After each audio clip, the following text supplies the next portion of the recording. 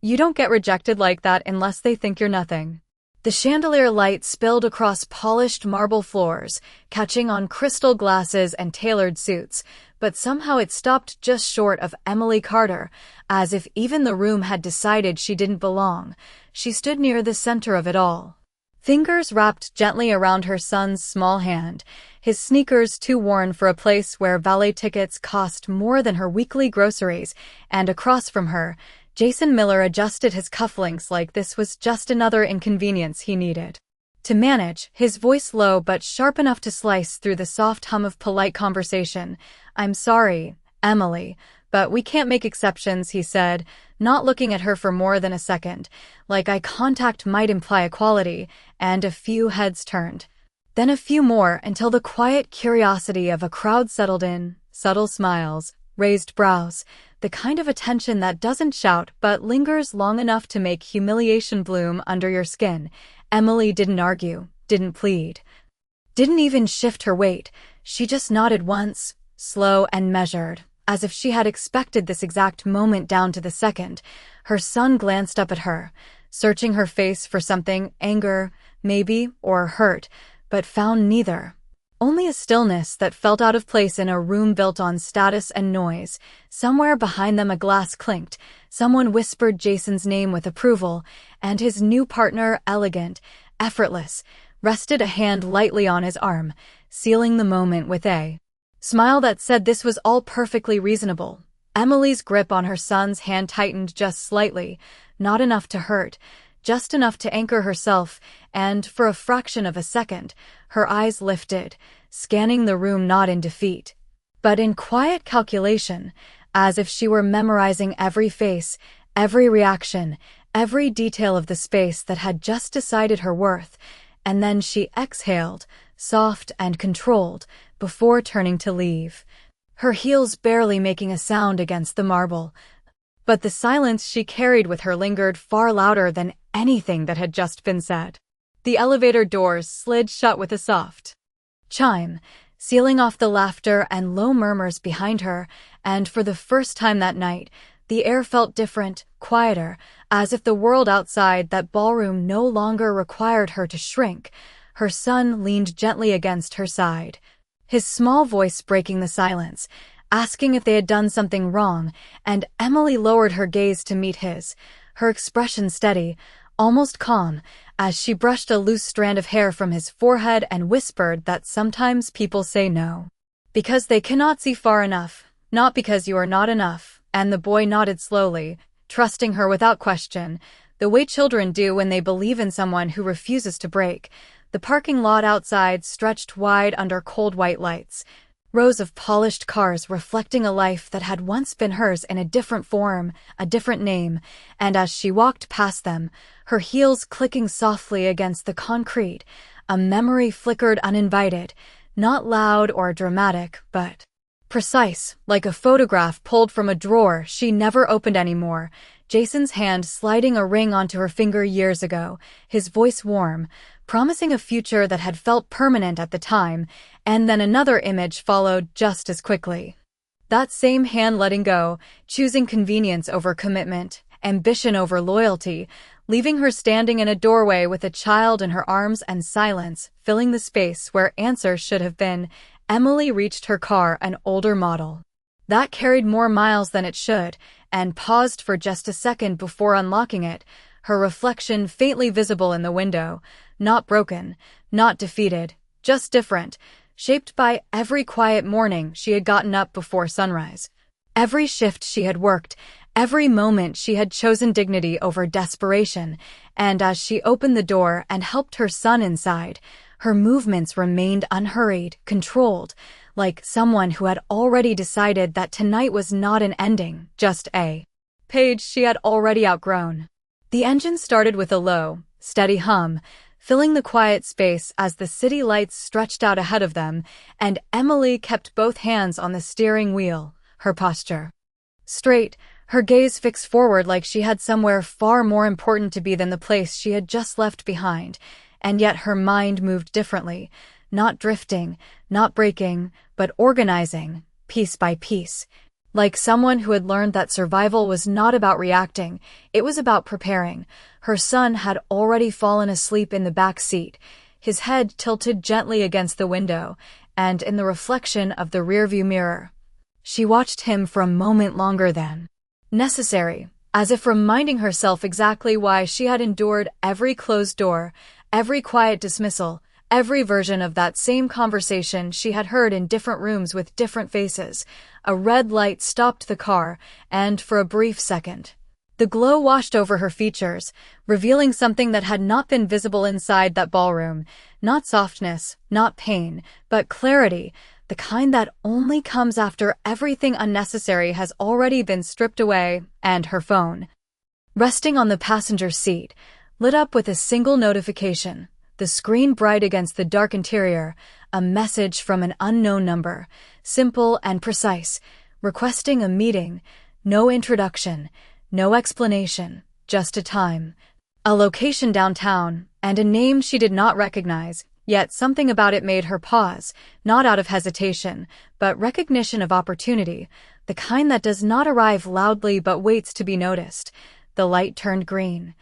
Cars behind her began to move. And Emily reached over, picked up the phone, and glanced at the message one more time before setting it back down, her expression unchanged, her breathing even, as she pressed the accelerator and merged into the flow of traffic, not chasing anything, not running from anything, just moving forward with the quiet certainty of someone who no longer needed permission to belong anywhere. Morning arrived quietly, not with urgency but with routine, the kind that builds a life piece by piece, and Emily was already awake before the first light touched the edges of the blinds, standing in a small kitchen that smelled faintly of coffee and clean air. Her movements efficient, practiced, pouring cereal into a bowl while glancing at the clock, every minute accounted for without feeling rushed. Her son sat at the table, still half asleep, his hair uncombed, his questions simple, and she answered each one with a calm that never wavered. As if stability was something she could hand him every day no matter what the world outside decided to take. After dropping him off at school, she drove downtown, the buildings rising taller, sharper, glass reflecting a version of the city that felt distant from the one she usually moved through. And when she parked, she took a moment before stepping out, not to gather courage, but to settle into herself, adjusting the sleeve of her coat, smoothing nothing that needed fixing, just confirming that she was exactly who she intended to be. The address from the message led her to a quiet office space tucked between larger corporate towers, the kind of place that did not announce its importance, but carried it anyway, and inside, the atmosphere shifted, muted.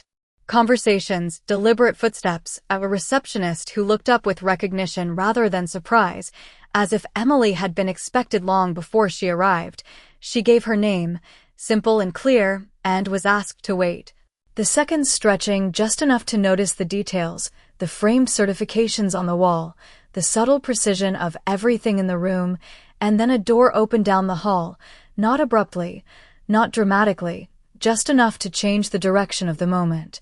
And a man stepped out, his presence controlled, his expression unreadable at first glance, until his eyes settled on her with quiet certainty, like he already knew exactly who she was, and without raising his voice, without needing attention from anyone else in the room. He spoke her name as if it had always belonged there. The way he said her name did not demand attention, it redirected it, and Emily felt the subtle shift ripple through the room as conversations quieted without anyone being told to stop, as if his presence alone carried its own gravity. And she rose from her seat with the same composed rhythm she had carried since the night before, not hurried, not hesitant, simply certain, meeting his gaze without lowering hers, and for a brief moment neither of them spoke, measuring something unspoken that did not need explanation. He gestured toward the open office behind him, a space defined by clean lines, muted tones, and a view of the city that stretched far beyond street level. And as the door closed behind them, the noise of the outside world faded into something distant, almost irrelevant. He introduced himself as Alexander Hayes, his voice even, controlled. offering no excess detail, and Emily did not react with surprise, not outwardly, even though the name carried weight in places she had long since stopped expecting to enter, and instead she took the seat across from him, her posture aligned, her hands resting lightly together,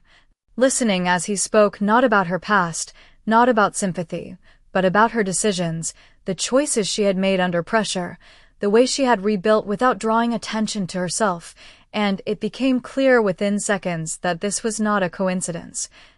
Not a random meeting, but something observed, considered, and deliberately arranged. He placed a single folder on the desk between them, sliding it forward with quiet precision, and inside were documents, projections, plans that hinted at something far larger than a simple opportunity, something structured, intentional, and when Emily looked up, her expression did not change, but her eyes sharpened just slightly, recognizing what was being offered, not as a rescue, not as charity, but as a position at a table where decisions were made, and Alexander watched her with the same calm certainty, as if he already knew she would understand exactly what this moment required. Emily did not reach for the folder immediately. She let the silence settle first, the kind that reveals more than words ever could, and when she finally opened it, her movements were steady, deliberate, page by page, her eyes scanning numbers, structures, projections that spoke a language she had once known fluently and then been forced to relearn in fragments during late nights and early mornings, and nothing in her expression suggested overwhelm, only recognition, as if the gap between who she had been and who she was now had quietly closed without anyone noticing. Alexander remained still across from her, not watching for doubt, but for alignment, and when she finished, she closed the folder with the same calm precision and lifted her gaze, meeting his without hesitation, asking one question, not about risk, not about security, but about control, about how much of the outcome she would be responsible for, and the corner of his expression shifted almost imperceptibly, not into a smile, but into acknowledgement, as if that was the only answer that mattered. He explained without embellishment, outlining expectations that did not soften the reality of what he was offering, a position that required decisions others would avoid, visibility without protection, responsibility without excuses, and Emily listened without interruption, absorbing each detail the way she had learned to do when failure was not an option she could afford. Outside the window, the city moved in its usual rhythm, unaware that inside that room a different kind of momentum was forming, quiet but irreversible, and when Alexander finished, he did not extend his hand, did not close the deal with a gesture, he simply waited, leaving the decision exactly where it belonged. Emily exhaled once, not out of pressure, but clarity, and nodded, a small movement that carried more weight than any agreement spoken aloud, and in that moment, nothing about her needed to be proven, because she was no longer asking to be seen. She had already decided where she stood, and this time, it was not at the edge of the room. The invitation arrived without urgency, printed on thick cream paper with lettering so precise it felt intentional, the same event, the same ballroom, the same polished floors that had once reflected her silence back at her.